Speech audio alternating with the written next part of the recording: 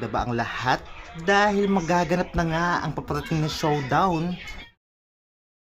Hello guys! Yes, inaabangan ng lahat ang paparating na showdown nga ng sister team na Creamline at Chocomucho at ating pag-uusapan yan in this video. Kaya naman syempre, kaabang-abang ito. And before that guys, please subscribe, palike and share ng ating video. Maraming salamat sa support. Well, talagang inaabangan to noon pa dahil nga alam naman nating lahat ang dalawang team na ito ay may dalawang pinakamaraming fans sa PVL, ang Chocomucho at ang Creamline, ang sister team. Kung saan sa Mindanao naman sila magbabakbakan ngayong August 15 to 16, 2026.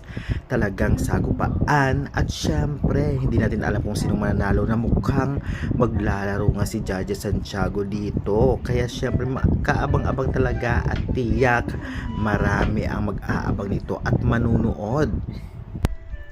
At mukhang sa showdown na ito ay makikita natin maglalaro si Jaja Santiago na talaga namang marami rin nag-aabang sa kanyang pagbabalik sa PVL at dito sa Pilipinas.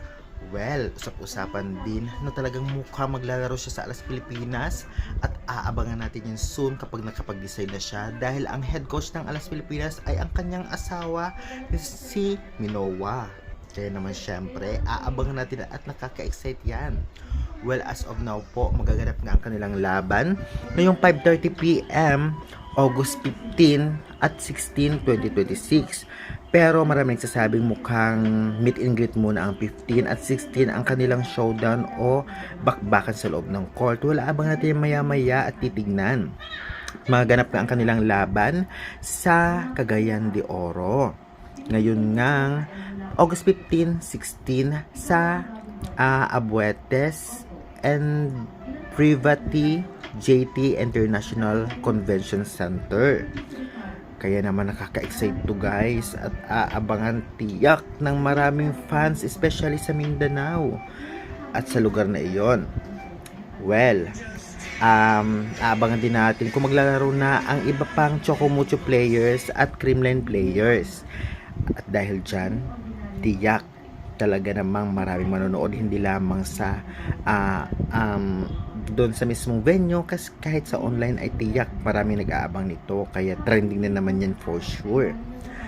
Yung nakakami sa laro ni Alyssa Valdez at iba pa, yan makikita natin yan at aabangan natin kung sino-sino nga ba ang first six ng dalawang team na ito sa Chocomucho at dito nga sa Creamline. Si Dina Wong din sa Chocomucho at si Madayag, talagang maraming din talaga nag-aabang sa kanila. Kaya naman tignan na lang natin kung anong maging kaganapan.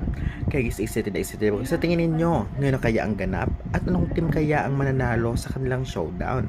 Pa-comment, pa-subscribe for more updates especially sa volleyball. Thank you.